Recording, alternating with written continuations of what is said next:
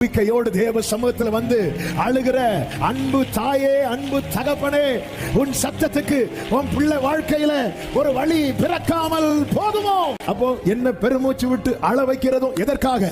சமாதானத்துக்காக, நன்மைக்காக, மகிமைக்காக.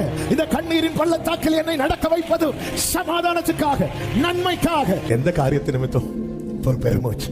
சில காரியத்தை எனக்கு அழனும் போல இருக்கு. பிரச்சனை கழுத்து நெருக்குது. பிள்ளைக்கு ஒரு பிரச்சனை கழுத்து நெருக்குது.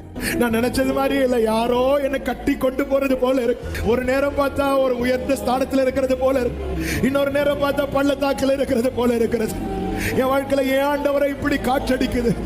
கொடுங்காற்றல்லவா, கடுங்காற்றல்லவா, இதுல அல்லவா நான் அகப்பட்டு கொண்டிருக்கிறேன் என்று பெருமூச்சு விட்டு அழுகிற சகோதரி, பெருமூச்சு விட்டு அழுகிற சகோதரா, நீ சொல்ல போகிற எனக்கு சொல்லப்பட்ட பிரகாரமாகவே நடக்கும், நடந்தது, நடக்கும், நடந்தது.